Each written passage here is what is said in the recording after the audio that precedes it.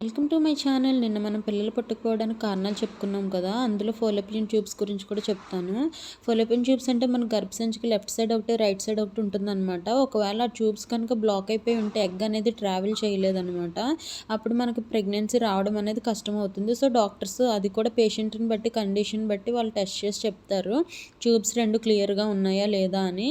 And నిన్న చెప్పుకున్న వాటిలో థైరాయిడ్ అనేది ఒక రీజన్ అని చెప్పుకున్నాం కదా. థైరాయిడ్ అనేది అంత పెద్ద రీజన్ అయితే కాదండి. మనకు కొంతమందికి ప్రెజెంట్ డేస్‌లో చాలామందికి థైరాయిడ్ వచ్చేస్తుంది. బట్ ఏంటంటే ఉందో లేదో మనకు తెలియట్లేదనమాట. కొన్ని సింప్టమ్స్ అయితే మనకు కనిపిస్తాయనమాట.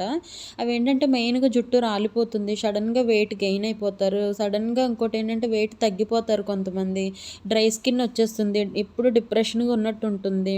ఇంకా పీరియడ్స్ వస్తే బాగా హెవీగా అయిపోవడం, కాన్‌స్టిపేషను, ఇలా చాలా రీజన్స్ ఉంటాయండి. ఎప్పుడైతే మనకి బాగా టయర్డ్‌గా అయిపోతాం, ఏదన్నా కొంచెం పని చేసినా కూడా, ఇలాంటి సింప్టమ్స్ అన్నీ కనిపించినప్పుడు మాత్రం మనం వెళ్తాం కదా డాక్టర్ దగ్గరికి. అప్పుడు టెస్ట్ చేసి ప్రతి ఒక్కళ్ళకి థై చెప్తారు. థైరాయిడ్ గనక ఉంటే మాత్రం మనం అప్పటి నుంచి మెడిసిన్ కంపల్సరీ వేసుకోవాలి. ప్రెగ్నెన్సీ టైంలో కూడా అంతేనండి. ఎందుకు కన్సీవ్ అవ్వట్లేదని డాక్టర్ గారు ఫస్ట్ చేసే టెస్ట్ ఇదే అనమాట. థైరాయిడ్ అనేది ఉందా? ఈ హార్మోన్ సరిగ్గా రిలీజ్ అవుతుందా? లేదా కంట్రోల్‌లో ఉందా? లేదా? అని చూస్తారు. దాని గురించి మనం అంత టెన్షన్ పడిపోక్కర్లేదు. ఒకవేళ గనక మనకు థైరాయిడ్ ఉందని వస్తే మాత్రం అప్పటి నుంచి వేసుకున్నా కూడా మనకు కంట్రోల్లోకి అయితే వస్తుందనమాట. ఎవరికో కానీ రేర్‌గా స్లోగా కంట్రోల్లోకి వస్తుంది. చాలా వరకు ఈ థైరాయిడ్ అనేది కన్సీవ్ అవ్వడానికి ప్రాబ్లమ్ అయితే అవ్వదండి. కంపల్సరీ కన్సీవ్ అవుతారు. మనం ఎప్పుడైతే ఆ టాబ్లెట్ అనేది కరెక్ట్‌గా యూజ్ చేస్తామో ఎర్లీ మార్నింగ్ పరగడుపున వేసుకోవాలన్నమాట ఈ టాబ్లెట్.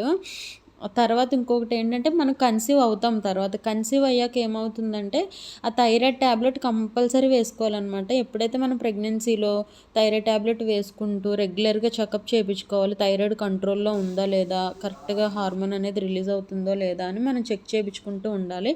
అప్పుడు మనకు పుట్టబోయే పిల్లలకు కూడా బ్రెయిన్‌కి అనేది ఎఫెక్ట్ ఉండదు. ఎప్పుడైతే మనం టాబ్లెట్స్ సరిగ్గా వేసుకోమో పిల్లల బ్రెయిన్‌కి అయితే ఎఫెక్ట్ అవుతుంది థైరాయిడ్ ఉన్న వాళ్ళకి.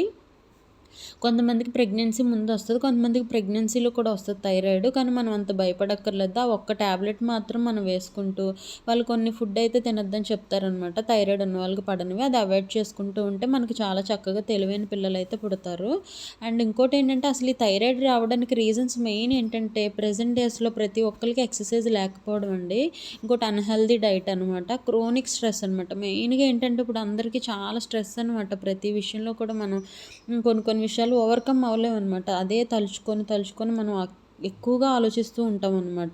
అలా ఎక్కువగా ఎప్పుడైతే ఆలోచించి మనం స్ట్రెస్ తీసుకుంటామో, మనకి రెస్ట్ లేకుండా ఉంటామో, అలాంటప్పుడు కూడా ఇదొస్తది. అందులోని మెయిన్ ఇంకోటేంటంటే దీనికొక రీజన్ ఉందండి థైరాయిడ్ రావడానికి. అయోడిన్ డెఫిషియన్సీ అనమాట. ఎప్పుడైతే మనకు అయోడిన్ అనేది బాడీకి సరిపడా అందదో, అప్పుడు ఏంటంటే ల్యాక్ ఆఫ్ మినరల్స్ అనేది మన బాడీలో అయితే ఉంటాయో, అంటే తక్కువగా మనకి బాడీలో ఉండవలసిన మినరల్స్ ఉండవో, అప్పుడు మనకి హైపోథైరాయిడ్ అనేది వస్తదనమాట. అయోడిన్ తక్కువ ఉండి, మనకు బాడీలో కావాల్సిన మినరల్స్ ఎప్పుడైతే తగ్గిపోతాయో సరైన డైట్ తీసుకోపోతే, అప్పుడు మనకి హైపోథైరాయిడ్ అనేది వస్తది. ఇంకో థైరాయిడ్ కూడా ఉందండి, హైపర్ థైరాయిడ్. అది దేనికొస్తదంటే, ఇదైతే మనకి హైపోకైతే మనకి కావాల్సిన దానికన్నా కూడా ఆ హార్మోన్ అనేది తక్కువగా రిలీజ్ చేస్తదనమాట. అయోడిన్ డెఫిషియన్సీ వల్ల వస్తది ఇది. హైపర్ ఏంటంటే, మనకి కావాల్సిన దానికన్నా కూడా ఎక్కువగా రిలీజ్ చేస్తదనమాట హార్మోన్ అనేది. T3, T4 అనేది రిలీజ్ చేస్తది మనకి హార్మోను. అవి ఎక్కువగా రిలీజ్ అయిపోవడం వల్ల ఏంటంటే, ఓవర్ యాక్టివ్‌గా ఉంటారనమాట హైపర్ థైరాయిడ్ ఉన్నవాళ్ళు. సో, ఈ 2 కూడా కొంచెం డేంజరేనండి. అయితే ఈ రెండాట్లికి కూడా మెడిసిన్ అనేది ఒక్కటే.